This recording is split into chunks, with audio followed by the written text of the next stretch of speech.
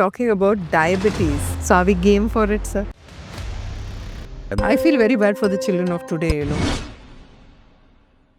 So what would you advise to do immediately? I mean, to take action and As you have clearly mentioned, the problem. in spite of that, I want you to tell about this sugar-free thing. Different types of diets, right? So there is keto diet, then there is intermittent fasting.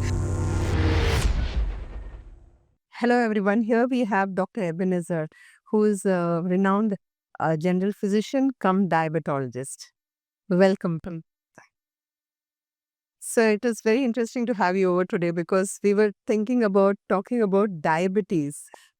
India is the diabetic capital already, and the cases are going to increase some more. So what we were looking at is how we can prevent, and there is a phase called pre-diabetes for which is lurking around for a long time, right? I mean, a patient before they become a full-blown diabetic, they are pre-diabetics for quite some time. So we thought we would break this down into smaller pieces, smaller fragments, so that every individual understands where they stand and how they can prevent themselves from becoming a full blown or a bad diabetic really soon in life. So are we game for it, sir? Yes. So please let me know which phase would you call a pre-diabetic? I would further break down the pieces of diabetes with regards to prevention. I would put diabetes stage 1 as a primordial prevention, where somebody is at the high risk for developing diabetes, then pre-diabetes and type That's wonderful. Let's sugar. Okay. So, with regards to the primordial prevention phase that I had mentioned, that is the phase where we can make the maximum change. That is the phase where we can prevent someone from developing diabetes. Lifestyle diseases is usually mentioned as gun pointed at what state. So the gun is always there based on environmental factors, familial factors, genetic factors, but we choose when it triggers. Oh, that's wonderful. So we have a choice. Okay. Uh, with regards to the trigger, a primordial prevention is a phase where we choose it to be not triggered even when we are 100 years old. Oh, okay. Wonderful. So that's very heartening, sir. It might be interesting to know that there are a lot of people, especially in communities around the world, Japan and other areas, who do not develop diabetes at all. I think they're genetically coded, but in India also we were not genetically coded to have diabetes. But now it has become more like if you have your parents having diabetes, then your chances are way higher. So where did that change happen? If I had to put it, even the Japanese, say for example, we're talking outside this particular communities, there is a increasing prevalence of diabetes. So it all depends on the lifestyle choices and what we take in and what we do. So two most important things, what we take in and what we do. With regards to what we take in, I think the maximum difference that uh, can be brought about is uh, by increasing the consumption of fresh produce Okay. and decreasing the consumption of pre-cooked or processed food. I would say pre-cooked and processed because I was saying the Japanese context, the pre-cooked food, that is people who take ready-made food items, they have an increased chance of developing all lifestyle diseases, including diabetes. All right. So that's something news because processed food everybody talks about, even pre-cooked food. Yeah. Uh, True. so, why pre-cooked is the concept of antioxidants. So, So you said pre-cooked food. I mean, I'm quite surprised to know that processed food we always talk about, but pre-cooked food, how can that lead to diabetes?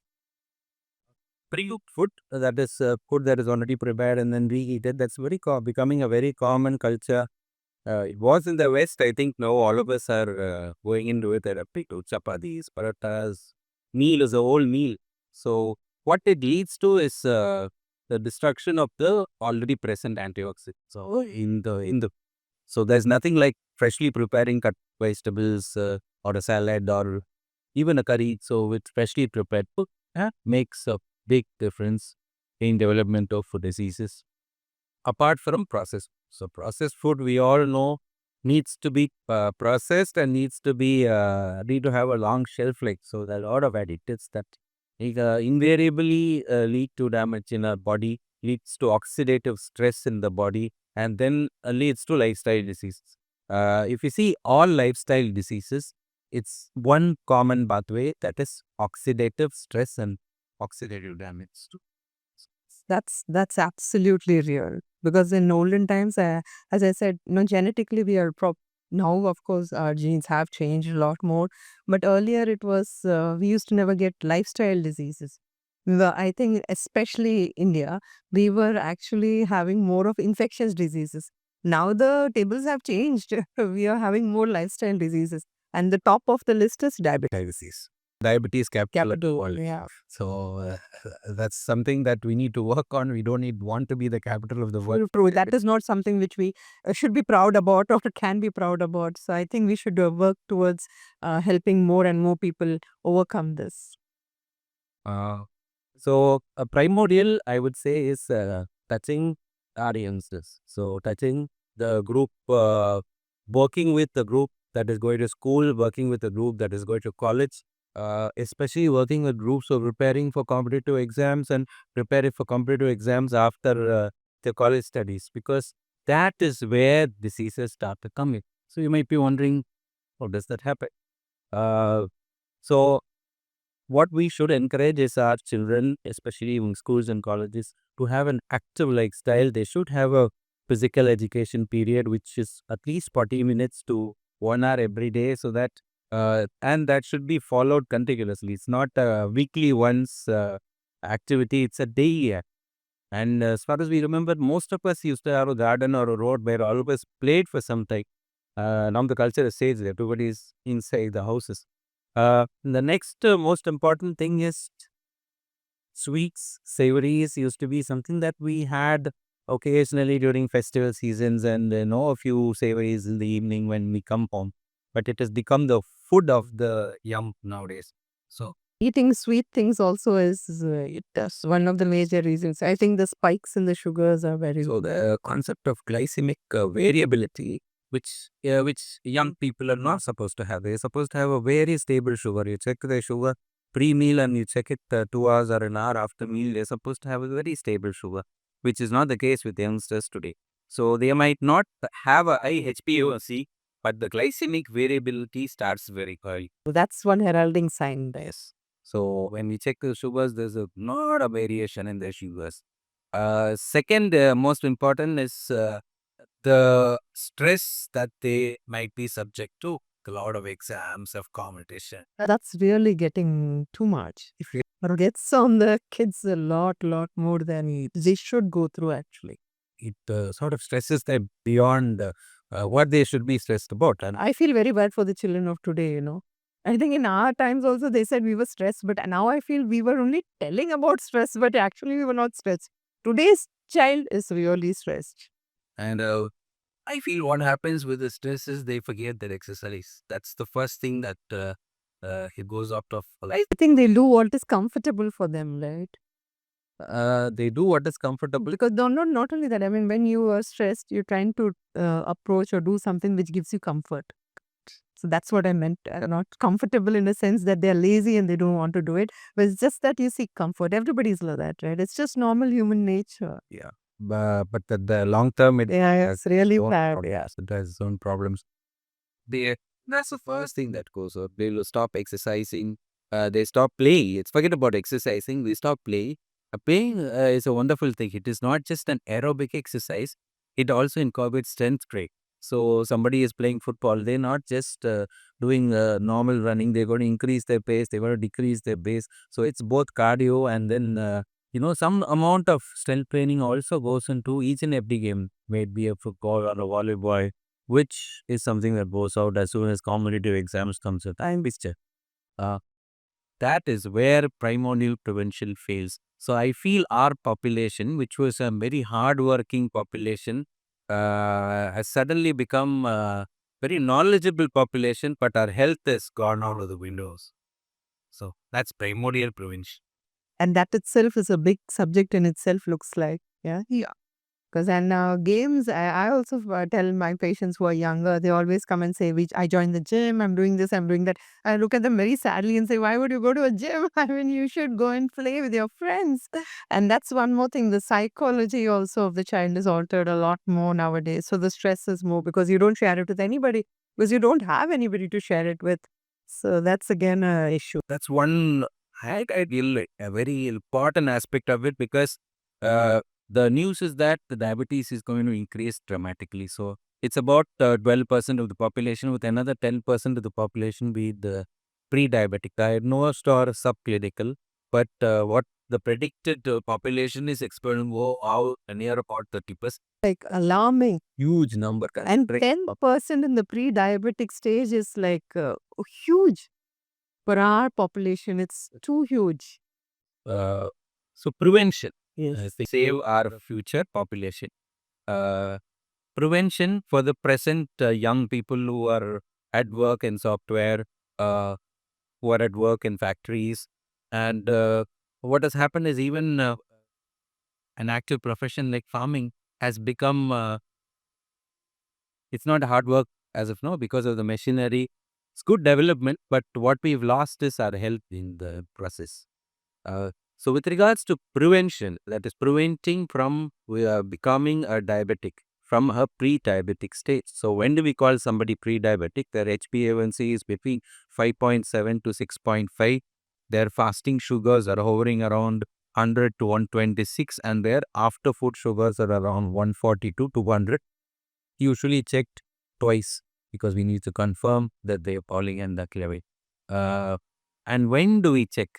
So that's a very important question. So now it's the advent of health checkups. The question is, are we checking too much?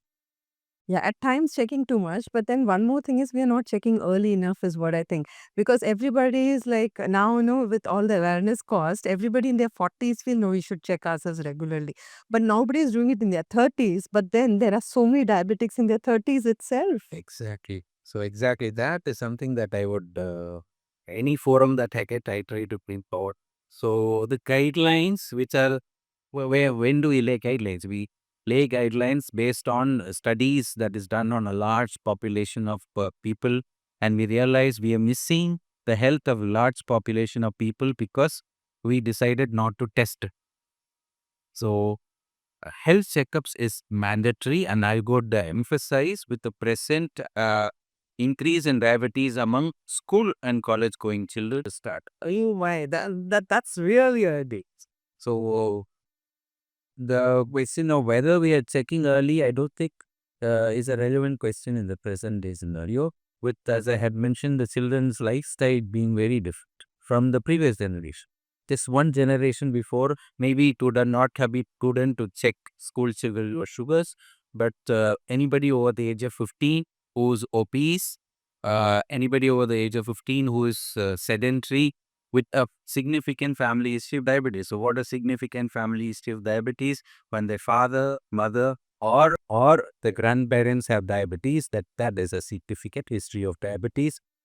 They need to be checked for sugars from 15 years of age, and connect if the sugars are normal. Ideally, the next checkup has to be in the pre-college, and the other checkup in the pre-employment state. So now when you said we start as early as 15 years, so when 15 years you check and you find that they are in a pre-diabetic state, so what would you advise to do immediately? I mean, to take action and make sure that they don't become a diabetic. I mean, 15 years means we are looking at how many years? Another few, 5, 6 years, and they'll be a full-blown diabetic and they'll be under a lot of medications for that. So how do we prevent that? So, as you have clearly mentioned, the problem with the pre-diabetes is multiple trials have shown that within the span of next 5 years, a significant proportion of the patients will become diabetic from pre-diabetic stage. If they are making small changes in their lifestyle, we can prolong it to up to 7 to 10 years. But that's the maximum. We need to make a profound change in their lifestyle once we diagnose children as young as 15 years to be pre-diabetic. So, what is a profound change? Diet, which would include a good amount of protein. So protein, that is something that us as Indian population, we don't take less support. We have less protein.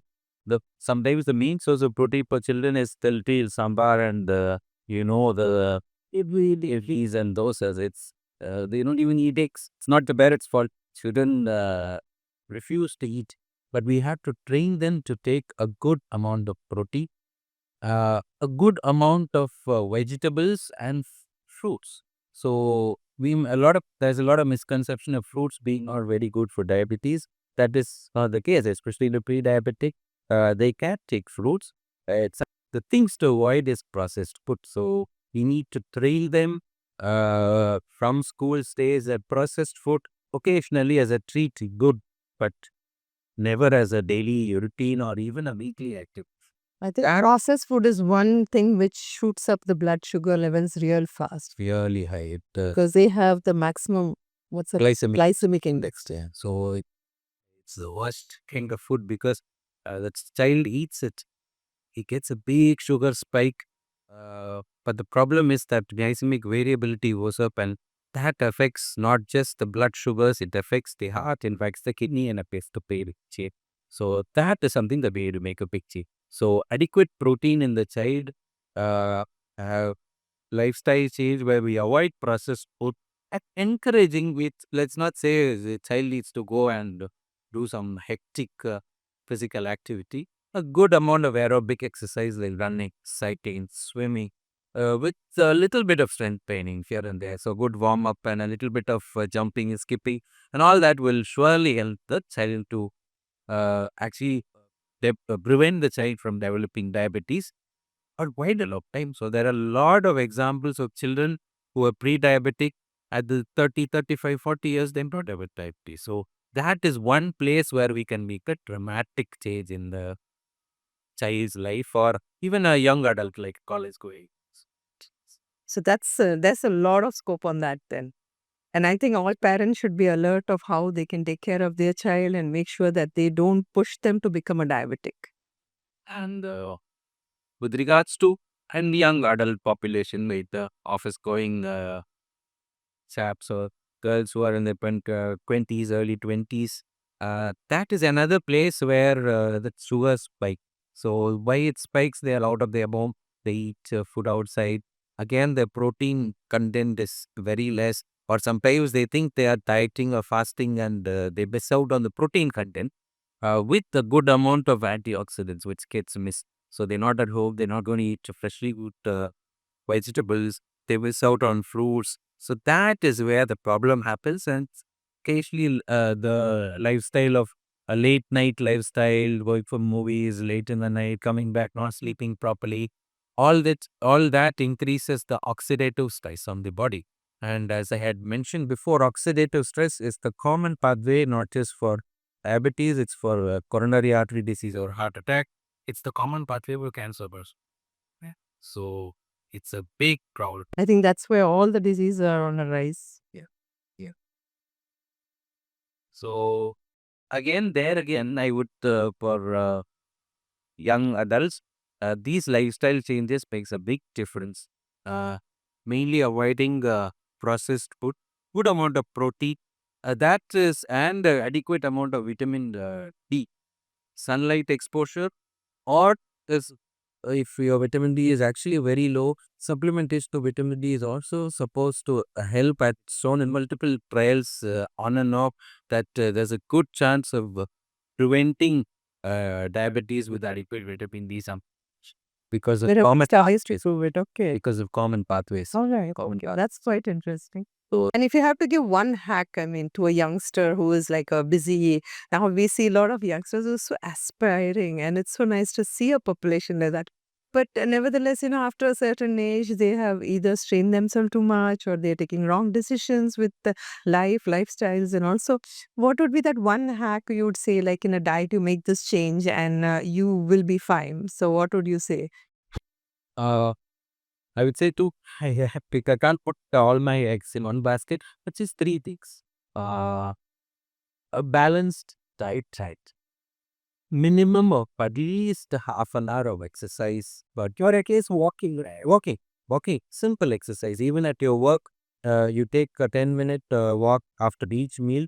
It brings your sugars under control dramatic. So that is a known fact. I think multiple trials have been demonstrated. It really works like magic. It does. It helps with the digestion also. Yes, does.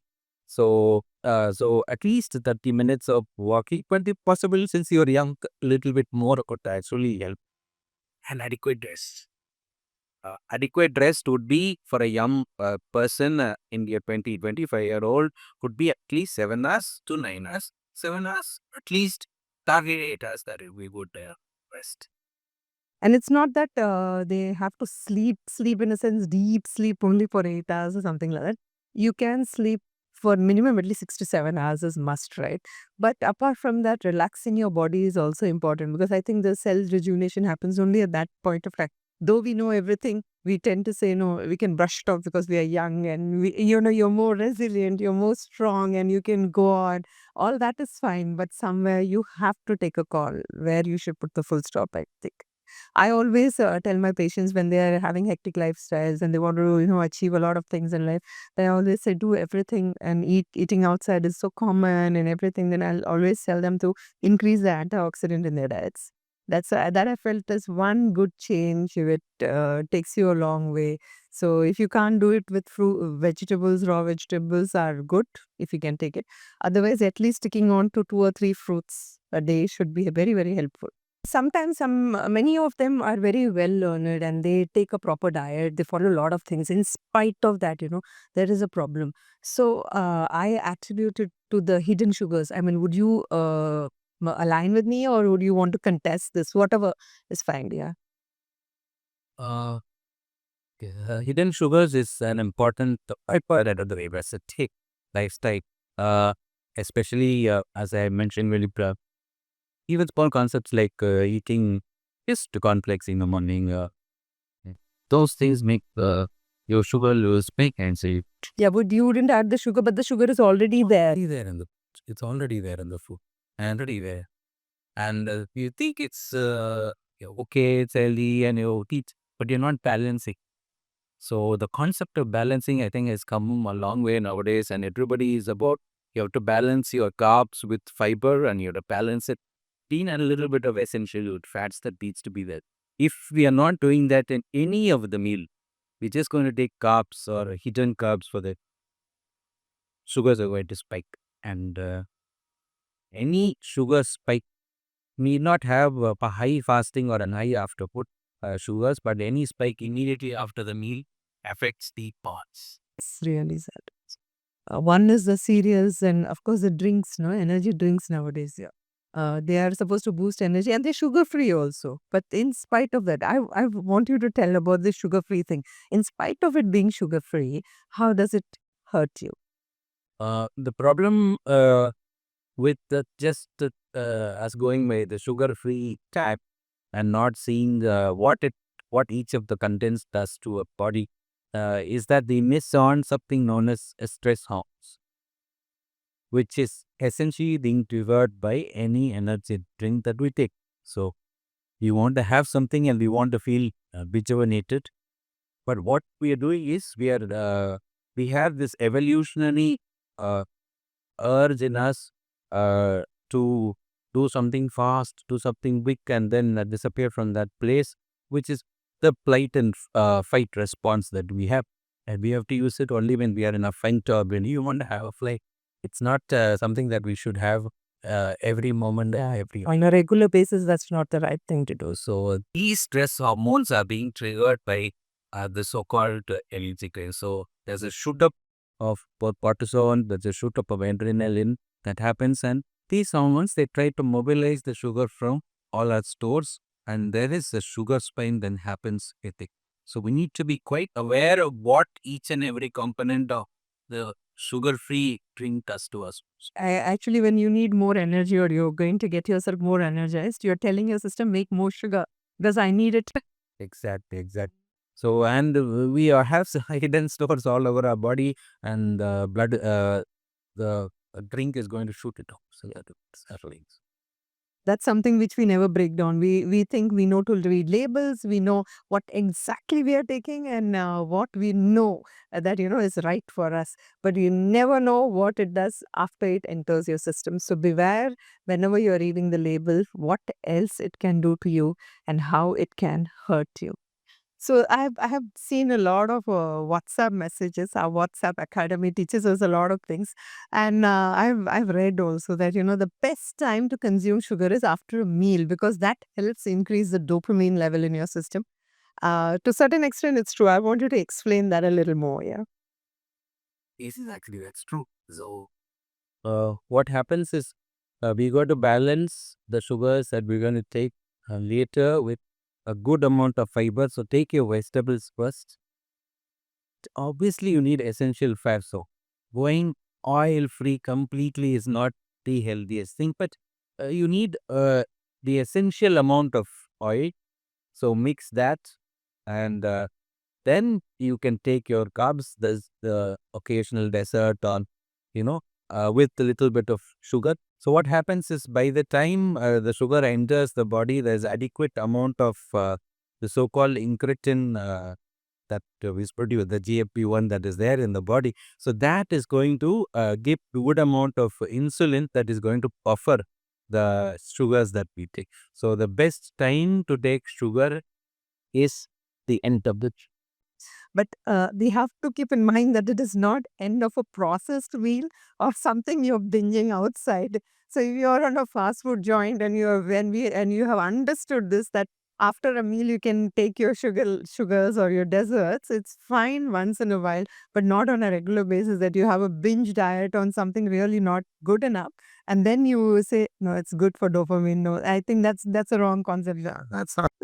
So you have to be clear on what food to take first. So you have to have your fibers, you have to have your fats, and then you have to have your little bit of carbs. Then you can add this to your diet and then make yourself feel good. And the dopamine release is amazing, I guess, when you do that. There's such a big fad about different types of diets, right? So there is keto diet, then there is intermittent fasting, then there is like what is that called? One mad, two mad, and different types of meals for diabetes, especially. So what's your take on that? I want you to elaborate a little more on all these diets. with regards to intermittent fasting. So intermittent fasting, uh, the ideal population to start intermittent fasting will be a pre-diabetic or a diabetic patient. So why would it be ideal to them? In case of intermittent fasting, the problem in these patients are two things. One, there is insulin resistance. Insulin is not able to work in the body because the cells are not responsive to insulin. And the second problem there is insulin deficiency that is there in these patients. So what does intermittent fasting do? So say for example, 8 hours of meal intake and 16 hours of fasting, or even a 6 hours of meal intake and 18 hours of fasting. So what it does is it gives two things to the body. Uh, like how in a well the water starts sleeping if you give it time. So the insulin secretion is adequately loaded in each of the uh, pancreatic beta cells, which can act when we are going to have the meal. That's the first step.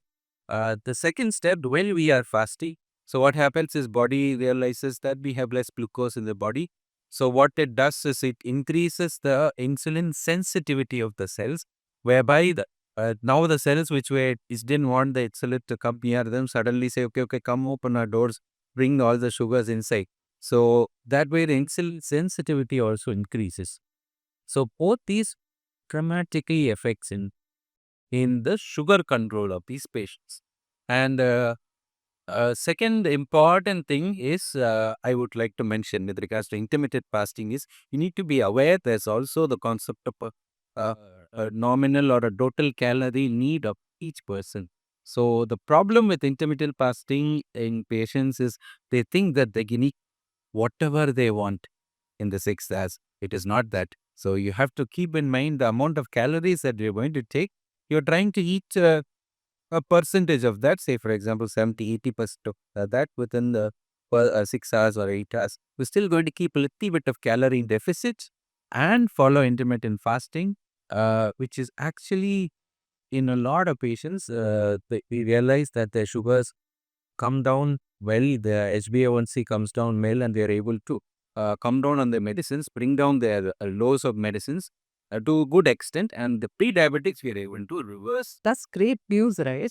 But I think when you're eating, you have to eat judiciously again. You have to eat your fibers and then your right amount of carbs and not eat a lot of processed food even then, right? Correct. So you miss your balanced meal anytime. Glycemic variability sets in anytime. However much you follow intermittent fasting, your end organs, that is the heart, brain, and the kidneys is going to get affected. So balanced meal, even with intermittent fasting, is the most important thing. So ultimately, the balance of your diet is primary importance apart from whatever you do. Practice. And what about the keto diet? They say high in protein, and I have seen a few of my patients. Actually, I saw patients with a lot of skin problems after that because what they had done is they have no antioxidants at all in their diet.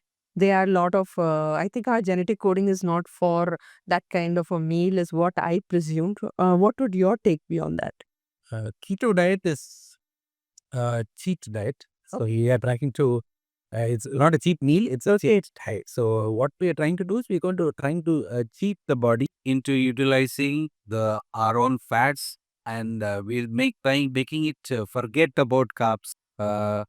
It does work. We do see a lot of patients have dramatic weight loss because of keto diet. But what is the problem? You can't keep on cheating your body for a long time.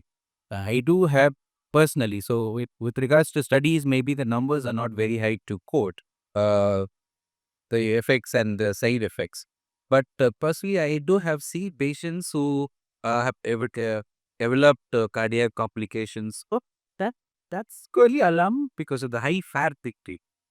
So they need to first consult their physician, check the cholesterol levels before trying keto diet, because somebody who has high triglycerides already, they're going to take so much of fats in their diet, and they're basically replacing their carbs with fat. So that is something they need to be careful about, and it's not a long-term solution. And we talk with anybody who has actually done a keto, short-term weight loss for a marriage or for one of those things might be okay, but then long term they can't sustain it, and body is not going to let them sustain it. Uh, Best is a balanced meal, and if you're a pre-diabetic or diabetic, you can practice an intermittent fasting of, say, for example, 8 is to 60 or 6 is to 18. That might be like acceptable standard. So end of the day, the diet has to fit you, your lifestyle, and what you're actually made out to accept. Like it's like tailor-made clothing, right? So not everything one size fits for all. So that applies for diets also. We talk so much about pre-diabetics, but apart from blood test, is there a way to find out, like, how do I know that I'm a pre-diabetic when I don't feel anything wrong with me? So, what are the symptoms I should look for? And when do I run to the doctor and say, oh, I do not know, I should get myself checked? So, what should you look for? The symptoms of pre-diabetes would revolve around insulin resistance. So the first symptom of insulin resistance is an abnormal fatigue that patients might have experience. So they might be doing their routine activity, but they feel they're very tired in the evenings. They used to be so active in the evening. Suddenly they feel so tired, they're not able to go for their regular walk. Uh, so that's because the body is not has high sugars, but is not able to utilize the sugars due to insulin resistance. The second symptom is the sudden weight gain that they might have because of insulin persistence, aware of because body tries to store fat because it's not able to use sugars when all the sugars are elevated in these patients.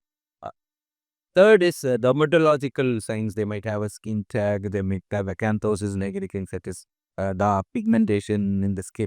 So that is another manifestation. A lot of them have, even when their HbA1c is very borderline. And it's a heralding sign also, especially when they have it in their younger age. We see very skilled. And then we have to tell the parents, but how much action they take, I don't know. But nevertheless, it's our duty to tell them. But I think they find it very scary because when they test the bloods, there's nothing. Yeah. Yeah. So they're like, why is somebody telling that my child will develop diabetes? But there is a very high chance of children developing diabetes. Uh, Menstrual irregularity in girls with an underlying PCOS is something that again needs to be taken care of. But because what we see is PCOS, again, there's a good chance that they might become diabetic. So preventive action on when these symptoms develop, they might their HbA1c might be just 5.7 or 5.6. It might not even be more. But when these things develop and these symptoms develop, when they take action, there's a big dramatic difference that comes. But explaining to the parent and making them understand that they could become a diabetic really offends them very badly because, they don't correlate at all. And explaining a lot, I mean, now patients do understand and accept it, but there has to be awareness on this also. Place, especially when parents don't have diabetes, hey, I tell the children will develop. It's very difficult for them to understand. I always request the parents, don't send them to the gym because it's so sad. These kids don't like it, going to the gym and having an instructor to say what they have to do. So I tell the parents, ask them to play some games, and they look at the kid and say, she doesn't play any game. Because I think nowadays the schools also don't insist on any games, and the parents have also always not asked their kids to play games. So probably that is one of the reasons, is what I thought. One of the main reasons is what I feel. It's not only obesity, right? So I have seen patients who are slim and trim and then yet are diabetic. And sometimes we have had very thin PCOS also. We have seen several cases like that. So, and always they are the toughest people to treat actually because they are more resilient to the treatments given. So, what would you like to, I mean, your experience on patients like that? Concept of lean diabetic is something that is very unique to the South Asian population. That is us.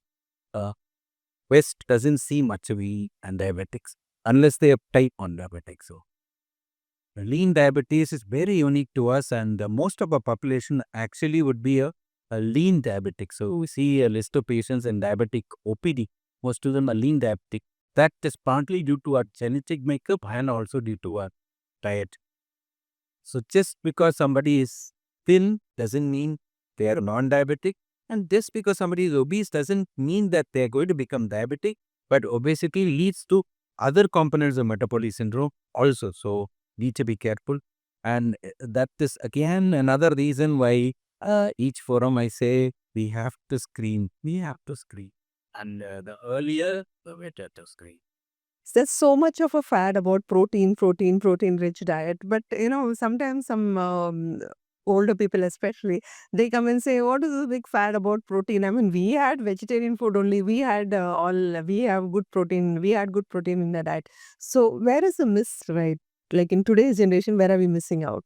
With regards to protein intake when compared to the previous generation and this generation, and why we a lot of times require supplementation present generation is the diet pattern has changed. So our snacking pattern has changed. So where there used to be groundnut and boiled groundnut and dals and Bengal gram and all that made into some form of curry or some sweet or uh, so the protein content in that way was balanced. It's ate the same dal and sambar for rice, correct? But then there's snacking and all that was quite different from what we have in the present day. So that I think is the major difference in diet from the previous generation to this generation. A lot of times do require supplementation, but at least a dramatic change in the diet pattern. Thank you, Dr. Ebenezer. It was wonderful having you. And there is so much of information which you have given in this short time. I think there's a lot more to hear from you. Hope to see you soon again. Thank you.